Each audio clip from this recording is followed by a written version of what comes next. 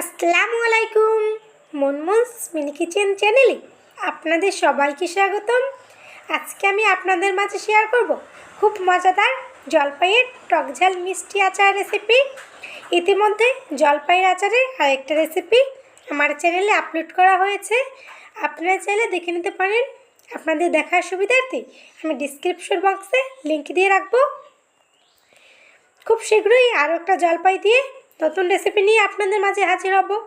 সেই রেসিপিটি দেখতে অবশ্যই চোখ রাখতে হবে মুনমুনস মিনি কিচেন চ্যানেলে। আমার ভিডিওটি ভালো লাগলে একটা লাইক দিয়ে দেখা কন্টিনিউ করবেন।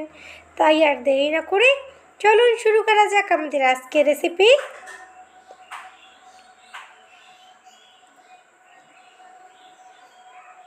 এখানে আমি 1 কেজি জলপাই নিয়েছি। আমি জলপাইগুলো ভালোভাবে ধুয়ে পরিষ্কার করে নিয়েছি। এবার এগুলোকে আমি সিদ্ধ করে নেব। আমি চুলে একটা প্যান বসিয়ে জলপাইগুলো সিদ্ধ হতে দিয়েছি। আমার জলপাইগুলো সিদ্ধ হতে থাক। আরেক পাশে আরেকটা প্যান বসিয়ে দিয়ে দেবো 5-6টা শুকনো মরিচ। শুকনো মরিচগুলো কিছুক্ষণ একটু টেলে নেব। এবার এখানে আমি দিয়ে দেবো 5 ফোড়ন। এখন সবগুলো একসাথে কিছুক্ষণ আমি টেলে নেব।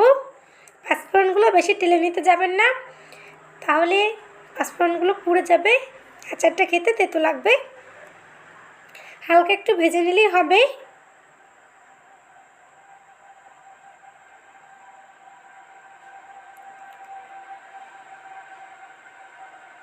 আমার ভেজে নেওয়া শেষ।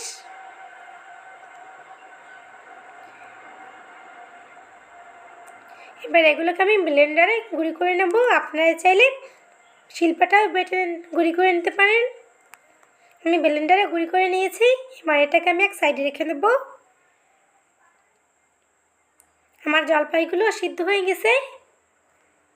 আমি ঢাকনাটা উঠিয়ে নেব। জলপাইগুলো খুব ভালোভাবে সিদ্ধ করে নিতে হবে। এবার আমি একটা স্ট্রেনারের সাহায্যে পানি থেকে তুলে নিচ্ছি।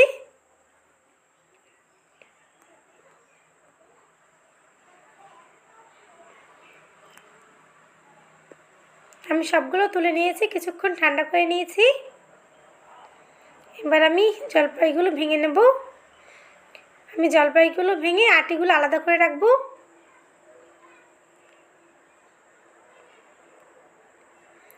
আমি সবগুলো জলপাই ভেঙে আটিগুলো আলাদা করে রাখছি।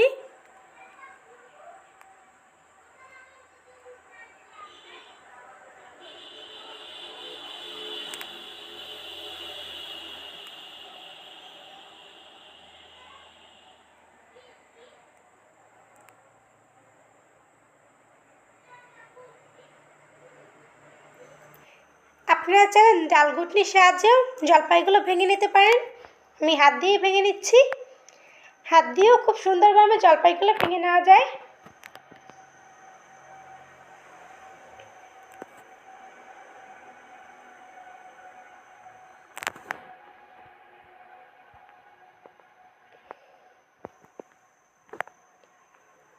আমি সবগুলো জলপাই ভেঙে নিয়েছি।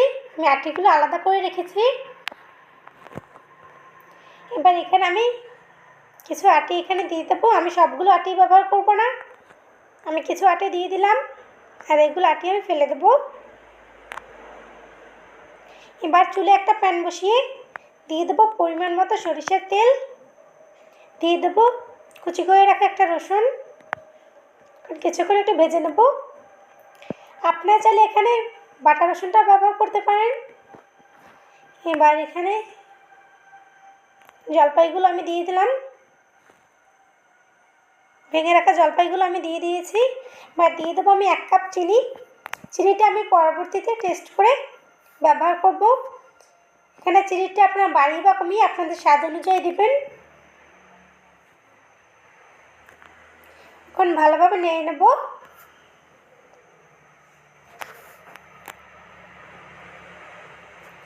এবার এখানে দিয়ে দেবো আমি 1/2 টেবিল চামচ হলুদ গুঁড়ো, পরিমাণ মতো মরিচ গুঁড়ো, স্বাদ মতো লবণ দিয়ে ভালোভাবে নেড়ে নেব।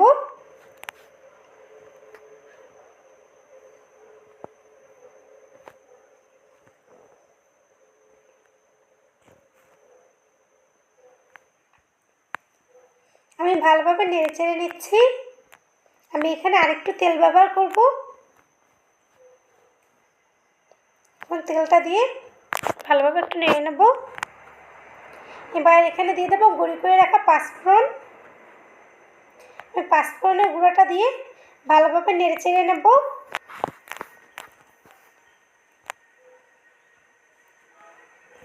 আমি ভালোভাবে নেড়ে চেড়ে কিছুক্ষণ এটাকে রান্না করে নেব।